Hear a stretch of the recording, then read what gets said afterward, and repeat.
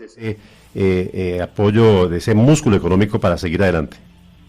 Importante decirle a todos los ciudadanos, a los cundinamarqueses, que Colombia en el año 2019 tenía un momento histórico. Colombia tenía la tasa de crecimiento más alta comparativamente con todos los países de América Latina. Colombia lograba un superávit fiscal primario, es decir, que para el gobierno central la diferencia entre sus ingresos y sus egresos era positiva. Eso no se había logrado en 8 años en el país. El mejor resultado de déficit fiscal en la historia de Colombia. Había logrado estabilizar la deuda pública, es decir, la deuda había logrado mejorar su comportamiento. Los primeros 2 meses del 2020 también fueron muy buenos, tasas de crecimiento superiores al 4%. Y llega la pandemia. Todos sabemos lo que nos generó ese enemigo invisible, complejo, que nos dejó heridas y cicatrices profundas en empleo, en pobreza, en inequidad, en destrucción empresarial, en tantas dificultades que nos dejó a lo largo del camino. Allí tuvimos que hacer una inversión monumental, 11% del Producto Interno Bruto del país, de todo lo que produce Colombia, el 11% invertido para que Colombia no tuviera tanto impacto. Y se lograron algunos resultados. Si bien Colombia cayó el año pasado al 6.8%, pues organismos internacionales preveían que iba a caer al 7.9%, 7.8%. Y no fue así. No se dieron esos resultados. También logramos contener el aumento de la pobreza en por lo menos 3 puntos porcentuales. Y todo eso se logró con estrategias de mitigación, con más gasto público en salud, en pruebas, en vacunación, en unidades de cuidado intensivo, en liquidez para los sistemas hospitalarios. Se logró también con recursos dirigidos a los más vulnerables.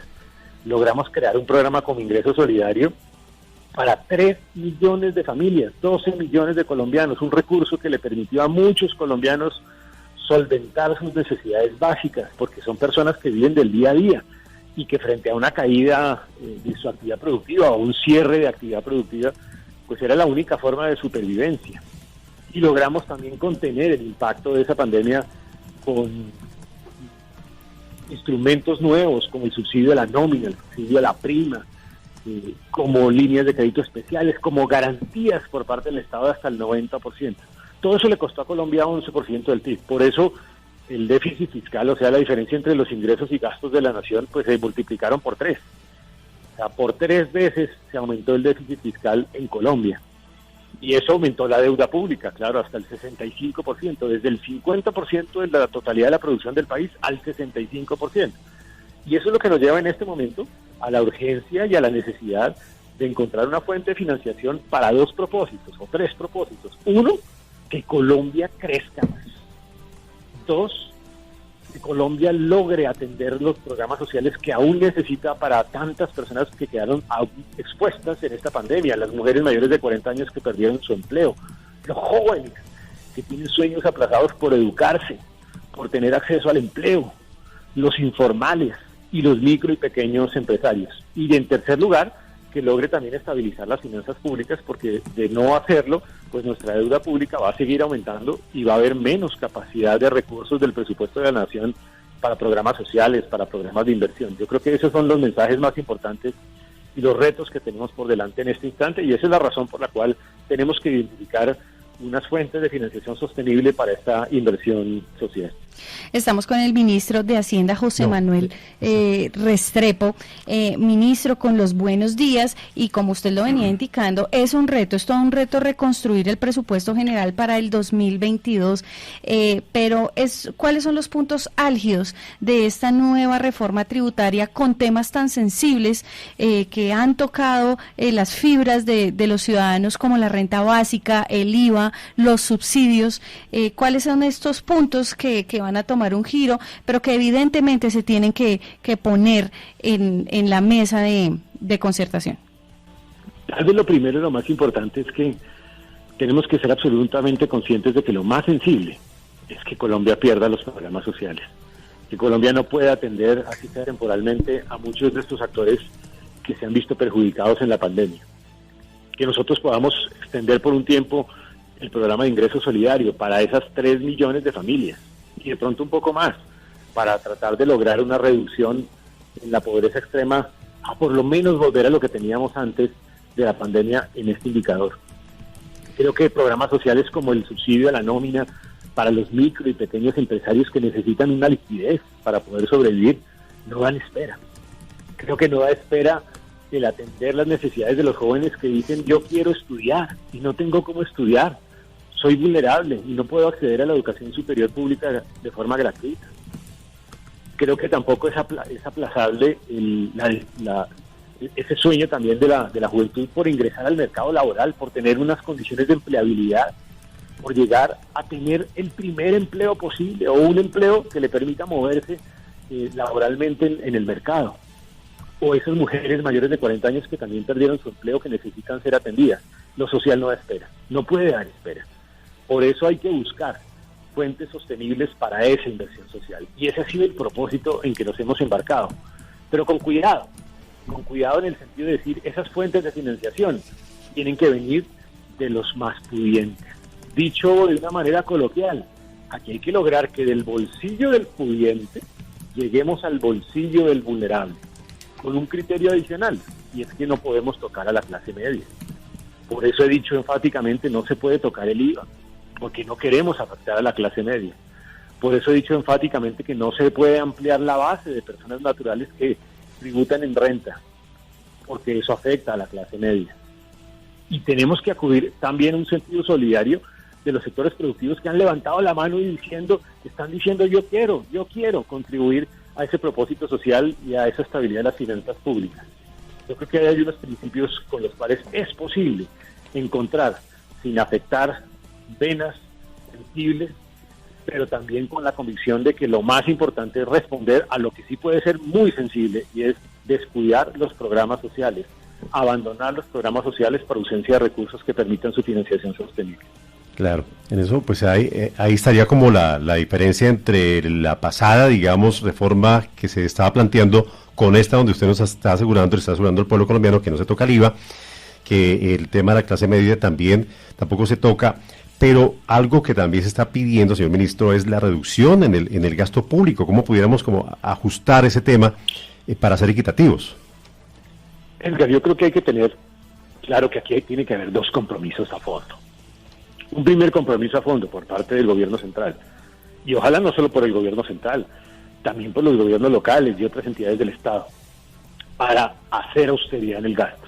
Y yo he señalado que tenemos que hacer un esfuerzo de por lo menos 1.7 billones de pesos, casi 0.2% del Producto Interno Bruto del país en austeridad en el gasto público. Mensajes claros en reducción de costos y gastos en compra de activos, en temas de costos de arrendamiento, en algunas transferencias, en lograr congelar masas salariales por periodos de tiempo, en hacer un esfuerzo real de austeridad en el gasto público. Y en segundo lugar, tiene que haber un esfuerzo importantísimo de lucha contra la evasión, que es una forma de corrupción. Porque la lucha contra la evasión tiene que significar que con nuevos instrumentos, como la facturación de renta, como la georreferenciación en venta de bienes inmuebles, o también la facturación compulsiva y otros instrumentos nuevos por parte de la DIAN, logremos llegar a muchas personas que están evadiendo el fisco. Y con eso tenemos que recoger del orden de unos 2 billones de pesos. Pero tenemos que hacer un gran esfuerzo tanto en austeridad en el gasto como en lucha contra la evasión fiscal, porque eso hace parte del compromiso que como gobierno central tenemos también para generarle fuentes permanentes de recursos al país y con ello sortear estas necesidades financieras y de financiamiento público. Ministro, se está construyendo entonces el gran proyecto de gasto social. ¿Qué sigue ahora? ¿Hasta cuándo tiene plazo, digamos, para presentarlo ante el Congreso? ¿Cómo avanzan estas discusiones y este gran trabajo que está haciendo desde el Ministerio? Aquí estamos construyendo consensos. El principio ha sido construir de la mano de todos, no construir arbitrariamente. Y eso ha implicado el diálogo con todos los actores políticos, empresariales, sociales, juveniles, actores representativos de las finanzas públicas, con la academia. Justamente en el día de antier arrancamos las audiencias públicas en el Congreso de la República, en las comisiones económicas, terceras y cuartas del Senado y de la Cámara, y hemos empezado a oír actores representativos de las finanzas públicas, a oír actores sociales, a oír actores empresariales, planteando sus ideas sobre qué elementos debería tener una propuesta de inversión social sostenible. Y en eso estamos. Estamos en esa construcción de consensos, y lo que yo espero es aprovechar al máximo en la medida de las posibilidades de esta legislatura. Vamos a ver cómo se desenvuelve ese escenario. Ministro, ¿cuáles son las consecuencias? Ahorita que estábamos hablando de la austeridad en el gasto, de hacer un esfuerzo real y un esfuerzo de la lucha contra la evasión de impuestos, reconstruir también el presupuesto general.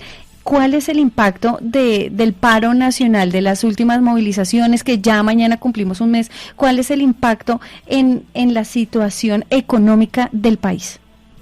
Colombia en el primer trimestre del 2021 tuvo uno de los mejores crecimientos de todos los países de la OECD. Un crecimiento que superó las expectativas del gobierno y superó las expectativas de los analistas económicos.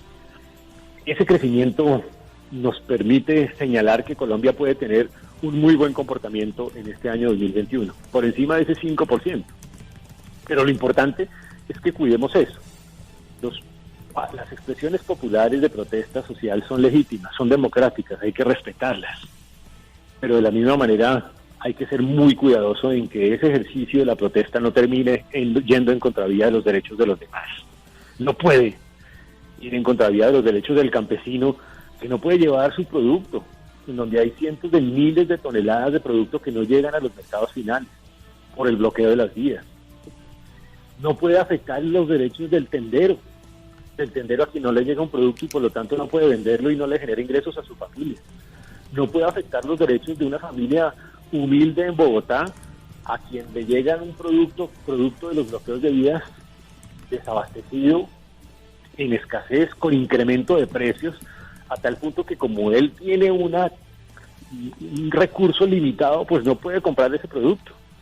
O no puede afectar los derechos de algunas personas que estando en un hospital no les llega el oxígeno por un bloqueo de una vía. Claro. Por eso es que los bloqueos de vías, los actos vandálicos que destruyen infraestructura pública, pues han generado un costo y generan un costo de desaceleración de la economía, generan un costo de afectación a la industria, al sector agropecuario, a los campesinos, a los tenderos de nuestro país, a la vida de muchos colombianos. Y ese es el costo que genera no la protesta, sino el bloqueo de vías y que genera también los actos vandálicos. Pues señor ministro, no sabe cómo le agradecemos, gracias por hablar y por ser escuchado por los oyentes de toda Colombia y aquí en el departamento de Cundinamarca, en el centro del país, y por darnos esas luces de esa necesidad que indudablemente se necesita para continuar en esta lucha, en esta brecha. No es fácil el camino, pero seguramente con este consenso que se está realizando por parte del Ministerio de Hacienda, con usted al frente de la cabeza, pues se va a lograr. ¿Se va a presentar entonces al Congreso esta nueva reforma? Pues como yo decía, estamos en este momento en la construcción de consenso. Lo importante aquí es el consenso, sí, y derivado de ello también hacer la presentación en la medida de las posibilidades, aprovechando al máximo esta legislatura. Claro que sí. Señor ministro, muchísimas gracias por estar con los oyentes del Dorado Radio.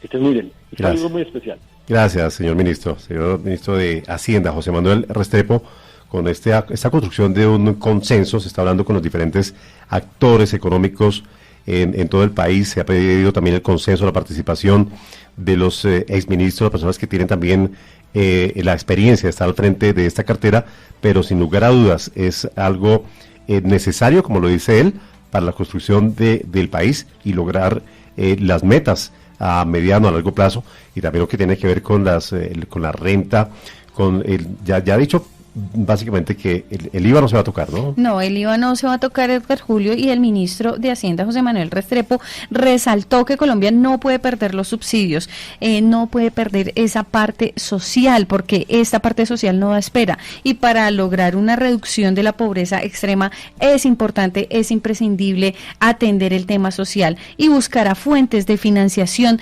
desde los más pudientes, que desde el bolsillo de los más pudientes atiendan al bolsillo de los más pobres. Los jóvenes quieren estudiar, pero no tienen con qué. Los jóvenes quieren trabajar, pero no hay oportunidades. Entonces, estos son los puntos que van a reajustar en la nueva reforma tributaria.